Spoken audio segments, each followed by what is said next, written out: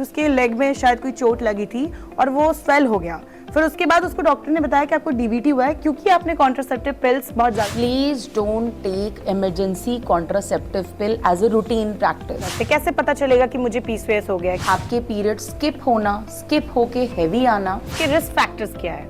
6-fold increase risk है एक cancer के लिए, that is called endometrial cancer. बहुत लोग को एक दिन में होता है, होता ही नहीं है, और 2-3 महीने का गैप हो जाता है। 5 में से 1 यंग लड़की को पीसीओएस हो सकता है। कुछ भी खा रहे हैं, कुछ भी पी रहे हैं, और ये भी एक बड़ा रीजन है। बहुत लोग बोलते हैं ग्लूटेन बंद कर दो, आजकल तो इंस्टा भरा हुआ है ये सब चीजों से। एग्जैक्टली। मेन चीज है कि पीसीओएस को लेकर बहुत सारी ना कंफ्यूजन है कि ओवरी के अंदर सिस्ट हो जाते हैं। तो ये डीवीटी क्या है और ये विमेन को कैसे अफेक्ट करता है? हम औरतों की लाइफ पे बहुत सारी प्रॉब्लम्स होती है। कई बार हमें एक ऐसी बीमारी हो जाती है जिसको हम समझ नहीं पाते, जैसे कि पीसीओएस और डीवीटी। अब आपको बहुत लोग सोच रहे होंगे कि डीवीटी क्या है। पीसीओएस को लेकर बहुत लोग जानते होंगे, लेकिन बहुत सारे कंफ्यूजन्स हैं। जैसे कि बहुत लोग को पीरियड्स लेट आता है, बहुत लोग को जल्दी आ जाता है, पीरियड्स के टाइम में प्रॉब्लम्स होती है, कंसीव करने में प्रॉब्लम होता है, और फेस पे बाल आ जाते हैं। तो ये सारी प्रॉब्लम पीसीओएस से जुड़ी है और इसको लेकर बहुत सारे कंफ्यूजन्स हैं। और इसीलिए आज हमारे स्टूडियो में हमारी स्पेशल गायनेकोलॉजिस्ट है स्वाति राय, जो हमसे जुड़ी है, और इनसे हम जानेंगे कि एक्चुअल में पीसीओएस की प्रॉब्लम कितनी बड़ी है, इसको टैकल कैसे करेंगे, और ये हम औरतों के लिए कितनी बड़ी चीज है कि हमें जाननी चाहिए। तो सबसे पहला क्वेश्चन तो यही है कि पीसीओएस होता क्यों है, मतलब रीजन क्या है क्या ये चीज? पीसीओएस होता है polycystic ovarian syndrome. PCOS, PCO, PCOD जैसे अलग अलग नाम से देखा गया है, ये सब एक्चुअली एक ही चीज है, they come under one umbrella. PCOS आज की डेट में बहुत कॉमन हो चुका है। स्टैटिस्टिक्स, कुछ स्टैटिस्टिक्स तो ये भी कहते हैं कि 5 में से 1 यंग लड़की को पीसीओएस हो सकता है। मैं अपनी अगर प्रैक्टिस बताऊं तो it is very common. I am seeing every day 10% of the girls with PCOS. So ये बढ़ इसलिए गया, it's actually a lifestyle disorder. पहले के टाइम में ये बिल्कुल भी नहीं था। ये बीमारी अगर आप बहुत पुराने गायनेकोलॉजिस्ट के पास जाएं, वो अपने पीजी टाइम पे देखेंगे, नहीं होता था ये। इनफैक्ट हमारी बुक्स में भी नहीं था। ये कुछ ही टाइम पहले बहुत ज़्यादा प्रेवलेंट हुआ है। आज की डेट में तो it's like an epidemic in our country. We are having so many PCOS girls. तो कहीं ना कहीं कुछ चेंजेस आए होंगे पहले से अब में कि ये चीज़ बढ़ गई। जेनेटिक पूल तो वही है। सो सबसे कॉमन इसका कारण है लाइफस्टाइल। ये एक्चुअली एक तरीके का लाइफस्टाइल डिसऑर्डर है, जैसे कि डायबिटीज़ होता है। तो जो लाइफस्टाइल के अंदर चेंजेस आए हैं, हमारे इन्वायरमेंट के अंदर चेंजेस आए हैं, जो हमारी लाइफस्टाइल सेडेंटरी हो गई है, ये एक सबसे बड़ा कारण बना है पीसीओएस का। ओके, तो इसमें अगर आप देखेंगी तो इसको डायग्नोस कैसे करते, कैसे पता चलेगा कि मुझे पीसीओएस हो गया है? क्योंकि बहुत बार बहुत चीज़ें पता ही नहीं चलती है।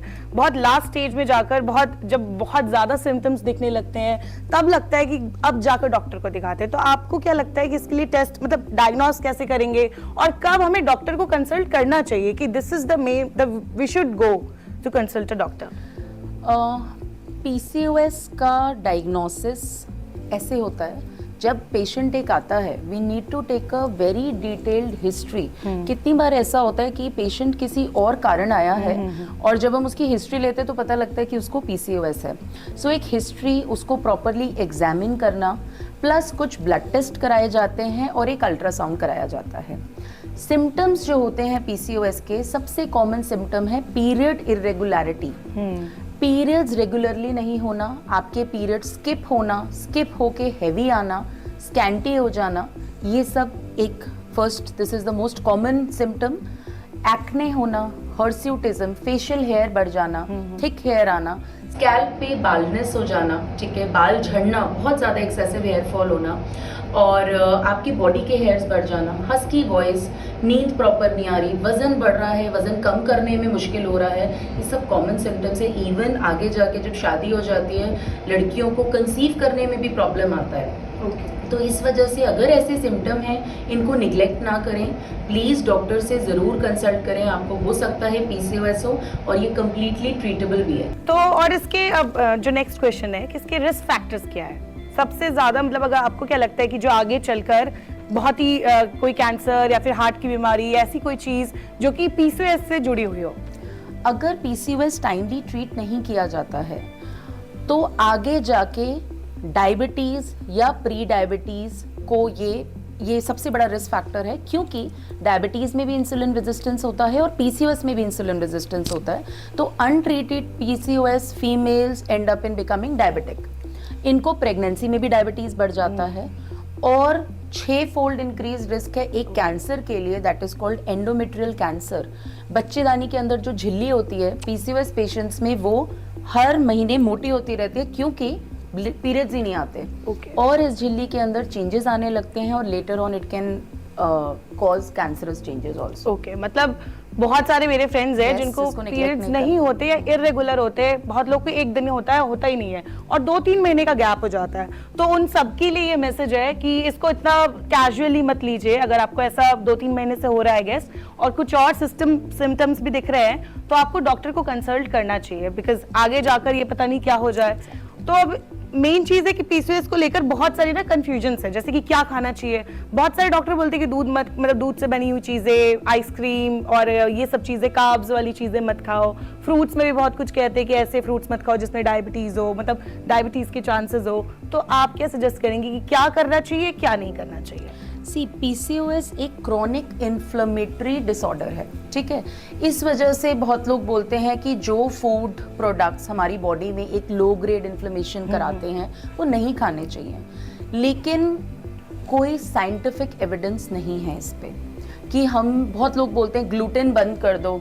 आजकल तो इंस्टा भरा हुआ है ये सब चीज़ों से। एग्जैक्टली, हाँ। Self acclaimed doctors are there nowadays, so gluten बंद कर दो या आप dairy products बंद कर दो। I don't advocate it। ऐसा कोई scientific evidence नहीं आया है कि ये चीज़ें PCOS करा ही रही हैं। हमें अपनी डाइट को हेल्दी रखना है, जितना हम सिंपल और लोकल खाएं, मतलब कि you should have basic food जो पहले आपकी दादी, नानी, मम्मी खाते थे, वही खाना खाना है। अपने लाइफस्टाइल को ठीक करना है। You have to become more active. कोई ज़रूरत नहीं है कि गो टू जिम और समथिंग। आप अपना रूटीन एक दिनचर्या में एक एक्टिविटी बना लें कि खाने का और आपके एक व्यायाम का एक बेसिक वर्कआउट आपका रिजीम रहना चाहिए, जो आप कभी भी कहीं ट्रैवल करें, you are doing it every day. Exactly. Maintain hydration, ये सारी चीज़ें जब आप करोगे, पीसीओएस अपने आप ही ठीक हो जाएगा। पीसीओएस के ट्रीटमेंट में पहला चीज़ बोला जाता है lifestyle modification is your main treatment. मेरे हिसाब से इसका एक रीजन ये भी हो सकता है कि जैसे अब की जो विमेन है वो बाहर जा रही है, काम पे जा रही है, शहरों से बाहर निकल रही है। पहले के टाइम पे इतना नहीं होता था, वो घर पे रहते थे, अच्छा खाना, टाइम पे उठना, सबके लिए लंच बनाना, तो ये उनका एक पूरा वो रूटीन बना रहता था। लेकिन अब जैसे अकेले रहते हैं, इंडिपेंडेंट मैं रहती हूँ, और ऐसे मेरे जैसे बहुत सारे लोग होंगे जो बाहर शहर में रह रहे हैं, और उनका भी खाने पीने का कोई ऐसे टाइम नहीं होता, कुछ भी खा रहे हैं, कुछ भी पी रहे हैं। और ये भी एक बड़ा रीजन है, लाइफस्टाइल इसीलिए मेंटेन, ऊपर से आजकल वर्क फ्रॉम होम भी स्टार्ट हो गया है, तो घर से ही नहीं निकलते। बहुत सारे लोग हैं कि एक हफ्ते तक घर से नहीं निकल रहे, क्योंकि स्विगी है, जोमेटो है, ब्लिंकिट है, सब कुछ ऑर्डर कर रहे हैं। तो ये एक लाइफस्टाइल बहुत बड़ा फैक्टर है इसका मतलब पीसीओएस के लिए। अब इसके कुछ और क्वेश्चंस है, जैसे कि एक्ने होता है, बहुत लोगों को दूसरे रीजंस की वजह से भी एक्ने हो सकता है। पीरियड्स इरेगुलर हो रहा है, उसके भी कुछ और रीजंस हो सकते हैं, क्या पता। कई बार होता है कि आपने मेडिसिन लिए तो स्किप हो गया या फिर लेट हो गया, और ऐसे और भी रीजंस होते हैं। वेट गेन हो रहा है, उसके पीछे भी कुछ और रीजंस हो सकता है। कब पता चलेगा, या फिर ये सारे सिम्टम्स एक साथ दिखेंगे पीसीओएस में तब पता चले, या फिर हो तो तुरंत आप डॉक्टर को दिखाई दो अपने तसल्ली के लिए? आप क्या सजेस्ट करेंगे? पीसीओएस के लिए we have a criteria to diagnose it, that's called Rotterdam's criteria. इसके अंदर 3 चीजें आती हैं। सबसे पहले ओवुलेशन डिसऑर्डर, मतलब एक पीरियड की इरेगुलरिटी, जो सबसे पहला है इसका। Second is male hormone increase होने की लक्षण आना, चाहे तो क्लिनिकल लेवल पे चाहे बायोकेमिकल लेवल पे। क्लिनिकल लेवल मतलब मैं कुछ ब्लड टेस्ट कराऊं, उसके अंदर देखा गया कि हार्मोन्स बढ़े हुए आ रहे हैं, मेल पैटर्न हार्मोन्स, या फिर क्लिनिकली सिम्टम्स आ रहे हैं जैसे कि acne, hirsutism, body hair, husky voice, ये बालनेस, बाल झड़ना, तो ये सिम्टम्स हैं। Third is ultrasound. अल्ट्रासाउंड के अंदर पॉलीसिस्टिक ओवरी, एक ये और बड़ा मिथ है कि ओवरी के अंदर सिस्ट हो जाते हैं। पेशेंट्स को लगता है कि अरे मेरे अंदर बहुत सारे सिस्ट हैं, you know, yes, and they panic. Polycystic ovary is a misnomer, ये एक गलत नाम दिया गया था। एक्चुअली जब हम अल्ट्रासाउंड करते हैं, अंडेदानी जो होती है ओवरीज, उसके अंदर छोटे छोटे ये एग्स हैं जो ग्रो नहीं हो पाए। ओके ठीक है, एन ओवुलेशन नहीं हो पाता इन और लड़कियों में, इसलिए इन्हें पीरियड्स नहीं आते।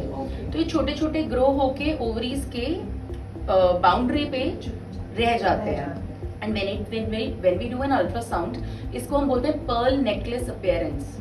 सो वो लगते हैं छोटे छोटे सिस्ट, तो इसलिए इसको बोला गया था polycystic. Actually there are not cyst, ये छोटे एग्स ही हैं जो ग्रो नहीं कर पाए हैं। सो इनमें इन 3 में से जब 2 क्राइटेरिया भी होते हैं तो हम इसको बोलते हैं फुल ब्लोन पीसीओएस। ओके, तो क्या इसका परमानेंट इलाज पॉसिबल है? मतलब किस तरीके से इलाज कर सकते हैं? अगर मैं एक पीसीओएस पेशेंट हूँ तो मुझे सावधानी क्या रखनी होगी कि ये चीजें नहीं करनी है, बिल्कुल भी नहीं करनी है, या फिर मुझे पीसीओएस से बचना भी है कि मुझे आगे फ्यूचर में ना हो, तो मुझे ये चीजें नहीं करनी है, वो चीजें क्या है? सी हर female has the tendency to have PCOS. Okay, हमारी इन्वायरमेंट कितनी सारी चीज़ें अब आ गई हैं, इन्वायरमेंटल टॉक्सिन, इसको एंडोक्रीन डिसरप्टिंग केमिकल्स बोलते हैं, जो प्लास्टिक या पैक्ड फूड के अंदर होता है, जो कि हमारे हार्मोन्स को इम्बैलेंस कर रहा है। So basically hormonal imbalance disorder ही है ये एक तरीके का।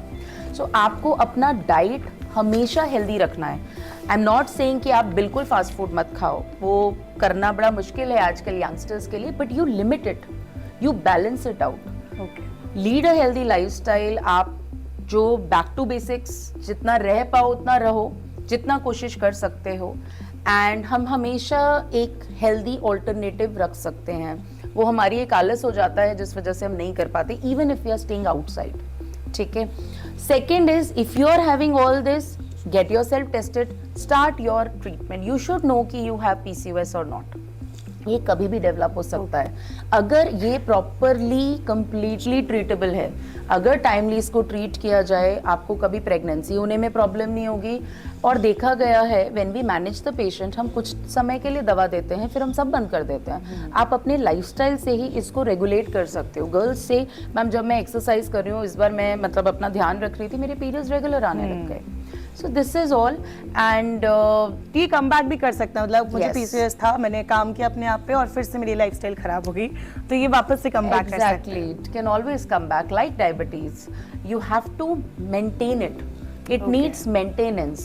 First we treat it and then we land up in the maintenance phase, और फिर हमें इसको maintain करना है throughout our life. Okay, after pregnancy, मतलब बहुत सारी मॉम्स प्रेगनेंसी के दौरान भी और प्रेगनेंसी के बाद भी बहुत सारी मॉम्स होती हैं या फिर नॉर्मल लड़कियां, उनको पीसीओएस होता है, तो क्या इसका मतलब इसका असर उनके चाइल्ड पे या उनके बेबी पे या ब्रेस्ट फीडिंग जो करवाती है उनके बच्चे पे या मिल्क प्रोडक्शन में, ऐसा कुछ भी है?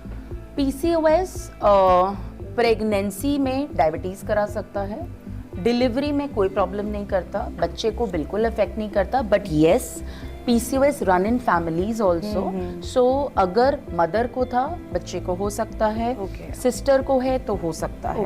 ठीक है, that's the only thing. Second, you asked me कि feeding, breast feeding, yes studies do say कि PCOS फीमेल्स का ब्रेस्ट मिल्क प्रोडक्शन कम होता है थोड़ा सा, because of the progesterone hormone जो एल्वियोलर डक्ट्स को उसकी ग्रोथ कराता है ड्यूरिंग द प्रेगनेंसी पीरियड, वो कम होता है इनमें। सेकेंड इज प्रोलैक्टिन, उसका भी थोड़ा सा डिरेंजमेंट होता है because it's an hormonal disorder, but उतना नहीं अफेक्ट करता। If you maintain, you discuss with your gynaecologist, उस टाइम पे बहुत सारे मेथड्स होते हैं, कुछ गैलेक्टोगॉग्स होते हैं जो मिल्क प्रोडक्शन ठीक कर देते हैं, नेचुरल तरीके होते हैं, we advise, and it can be it's completely managed. Okay, so एक और, अब क्योंकि पीसीओएस हो गया, अब एक और टॉपिक है क्योंकि वो भी वुमेन से जुड़ा है और बहुत ही, क्योंकि मेरी एक फ्रेंड है, बहुत कुछ टाइम पहले, मतलब मेरी म्यूचुअल दोस्त है, और उसने मुझे एक अपनी कंप्लेन बताई कि उसने कभी एक ज़माने में मतलब कॉन्ट्रासेप्टिव पिल्स लिए थे और बहुत इरेगुलर लिए थे, 10 दिन 15 दिन 1 महीने में काफ़ी सारे ले लिए होंगे, और उसके बाद उसको 1-1.5 साल बाद पता चला कि उसके लेग में शायद कोई चोट लगी थी और वो स्वेल हो गया। फिर उसके बाद उसको डॉक्टर ने बताया कि आपको डीवीटी हुआ है क्योंकि आपने कॉन्ट्रासेप्टिव पिल्स बहुत ज़्यादा, जब हिस्ट्री पूछी गई तो उसने बताया, फिर उसके बाद पता चला कि डीवीटी इस वजह से होता है। तो ये डीवीटी क्या है और ये विमेन को कैसे अफेक्ट करता है? फर्स्ट ऑफ ऑल मैं इसमें एक टेक होम मैसेज देना चाहती हूँ व्यूअर्स को, that please don't take emergency contraceptive pill as a routine practice. Emergency contraceptive pill का मतलब ही है कि ये इमरजेंसी के लिए, so once in a while you can have because it has very high dose progesterone, fine. So ये एक तरीके का हार्मोन है जिसे हम हाई डोज में देते हैं to cut down and to overcome the pregnancy. इसको रूटीनली नहीं लेना है। जब आप इसे लेंगे, देखा गया है लड़कियों को पीरियड्स आ जाता है 2-3 दिन में, और उनको पता ही नहीं, जो रूटीनली लेते हैं उन्हें पता ही नहीं लगता कि मेरा एक्चुअल पीरियड आ कब रहा है। वो आपकी बॉडी में भी हार्मोनल इम्बैलेंस करना है। So stop doing this, maintain safe sexual practices and on and off if it is actually an emergency you can take. जब हार्मोन्स की बात करते हैं, हार्मोन में ईस्ट्रोजन और प्रोजेस्टेरॉन है जो पिल्स में मोस्टली होता है। ओरल कॉन्ट्रासेप्टिव पिल जो कंबाइंड पिल्स होती हैं, जब ये फीमेल बहुत लंबे समय तक लेती है तो देखा गया है कि आगे जाके डीवीटी करा सकता है। DVT is deep vein thrombosis. हमारी वेन्स जो हैं पैरों की, पेल्विस की, आर्म्स की, ये सारी वेन्स में थ्रोम्बस फॉर्मेशन, खून का थक्का जम जाना, इसको बोलते हैं क्लॉट्स एक्चुअली। एंड इसके सिम्टम्स ये होते हैं कि आपको पेन होने लगता है लेग के अंदर, you start having leg cramps, swelling आ जाती है, कोई चोट लग गई तो वो ठीक ही नहीं होती। और ये बहुत बहुत डेंजरस सिचुएशन है, ये पल्मोनरी एम्बोलिज्म तक करा सकता है। मतलब पल्मोनरी, आपका वो जो थक्का है वो ब्लड से कहीं भी जा सकता है, it can cause blockage. Exactly, yes. So life threatening, it's life threatening condition, and if you have any sort of this symptom please consult ASAP। Okay, DVT वैसे बहुत एक बड़ा टॉपिक है, लेकिन क्योंकि हम यहाँ पे औरतों की बात कर रहे हैं, विमेन हेल्थ की बात कर रहे हैं, तो इसी से जुड़े सवाल करेंगे। तो इसी से मैंने देखा कि प्रेगनेंसी में भी बहुत खतरा होता है डीवीटी का, तो उस टाइम कैसे मैनेज करना है खुद को, क्या चीजें करनी चाहिए और खतरा क्यों होता है, ये बताइए। Pregnancy is a hypercoagulable stage, ठीक है। प्रेगनेंसी के अंदर कुछ फैक्टर्स होते हैं कोगुलेशन के जो ऊपर नीचे होते हैं, और प्रेगनेंसी के अंदर जब अगर फीमेल बहुत लंबे समय तक खड़ी रहती है तो देखा गया स्वेलिंग आ जाती है पैरों में, है ना। तो स्टैसिस हो रहा है ब्लड का, ब्लड वहां जम रहा है। इसलिए बोला जाता है व्हेन यू आर प्रेग्नेंट आपको पानी बहुत पीना है, hydration has to be maintained. आप थोड़े टाइम के लिए जरूर रेस्ट करें, लेग को अपना रेज अप रखें। आप रात को या फिर कभी भी अपना जो भी देखा गया, फिर वो स्वेलिंग कम हो जाती है, ठीक है। Diet obviously you have to maintain, you have to be physically active. Nowadays we advise antenatal exercises, antenatal yoga, Lamaze. ऐसे कोई इंसिडेंट्स नहीं दिखते उन गर्ल्स में, they are very active, pregnancy go smoothly. और ये जो कुछ कुछ प्रॉब्लम्स रिलेटेड हैं ये होती ही नहीं है because you are already preventing them. So you have to maintain a healthy lifestyle, eat balanced diet, take lots of water, keep on doing your leg exercises. आप लेग का रेस्ट भी maintain रखें, so that's how we can prevent it. Okay, कुछ contraceptive pills जैसे कि OCCP, ये risk factors होते हैं डीवीटी का, तो ये क्या है और कौन से कॉन्ट्रासेप्टिव पिल्स फिर सही होते हैं अगर आप यूज कर भी रहे तो कौन से रिकमेंड करेंगे? एक्चुअली कॉन्ट्रासेप्टिव पिल जब आए थे तो इसमें ईस्ट्रोजन और प्रोजेस्टेरॉन होता है। ईस्ट्रोजन का डोज बहुत हाई होता था पहले। Estrogen is the hormone that causes these problems. Okay. All sorts of problems is caused by estrogen, mostly. So nowadays the pills are also coming with very low dose estrogen. जो आजकल pills आ रही हैं उसमें हमने oestrogen की doses कम करवा, मतलब it's very less, so they come as low dose OCP pills. They are better than them. And progesterone only pill या फिर कॉपर टीज जो होती है, इंट्रायूट्राइन डिवाइसेस होती हैं, कुछ रिंग्स आती हैं, आजकल इंजेक्शंस आ गए हैं। क्योंकि पिल्स के साथ एक और प्रॉब्लम है that you have to take it every day at the same time. If you miss it तो फिर वो सारा प्रोटेक्शन चला जाता है। सो इन दैट वे ये सारी चीजें उसको भी कॉम्बैट करती हैं और इस वाले रिस्क से भी हमें बचाती हैं। ओके, तो ये कुछ टिप्स थे, और आप एंड में कुछ टिप्स देना चाहेंगे कि फीमेल्स को इन चीजों का ध्यान रखना चाहिए टोटली, मतलब एक ऑल इन वन में कि ये चीजें करिए लाइफ में अगर आपको PCOS या DVT या ऐसी हार्मोनल वाली बीमारियों से बचना है तो उसके लिए? For females, I always advise that first of all you have to be healthy. आप अपना ध्यान आप पहले रखो, उसी के बाद आप अपनी फैमिली का, अपने पार्टनर का, अपने बच्चों का, अपने पेरेंट्स का, इन-लॉज का ध्यान रख सकते हो। So you have to know what's happening with you, know yourself. आप अपने रूटीन टेस्ट जो कराने होते हैं, जैसे कि इसमें आ जाता है बेसिक अल्ट्रासाउंड, कुछ तरीके के blood test after the age of 30 ये तो कराना ही है, plus pap smear is something जिस पे we were planning to have one more talk. ये सब चीज़ें रूटीनली फीमेल्स को करानी है फॉर गायनिकोलॉजिकल हेल्थ। डाइट के मामले में हम लोगों की बॉडी हमेशा प्रोन है, इंडियंस की body is more prone to have this kind of problems. India में डायबिटीज सबसे ज्यादा है, एग्जैक्टली कैपिटल बोला जाता है, capital, it's capital of diabetes. Similarly it can become capital of PCOS also, exactly it's very common. So हमें अपने lifestyle को ठीक रखना है, try to eat as healthy as possible. अगर आप चीटिंग कर भी रहे हैं तो उसको लिमिट में करें, पानी जरूर पिए, हाइड्रेशन मेंटेन रखें, take your supplements properly. It is important after certain age. 20 से 25 साल की लड़की के लिए भी कुछ सप्लीमेंट होते हैं, 25 से 30, 30 से 35। So maintain that and plan pregnancy timely. I always advise this to every couple जो मेरे लिए किसी भी रीजन की वजह से आया हो, that please plan pregnancy timely, because the later on you will never need to go under any kind of procedures.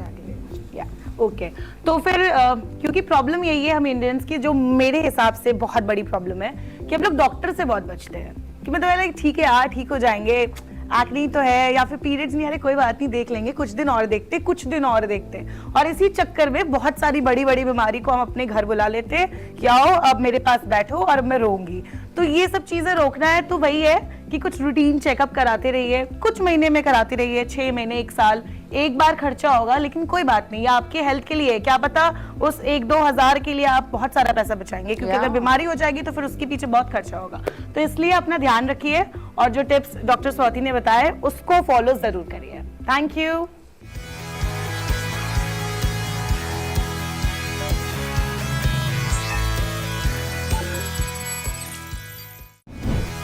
इस शो का बस एक ही मकसद है, break the taboo and make you aware. इसलिए अगर आपको हमारा ये वीडियो अच्छा लगा हो तो इसे लाइक करें, और अगर आपके मन में कोई भी सवाल है तो हमारी मेल ID n24such@gmail.com पर सेंड करें।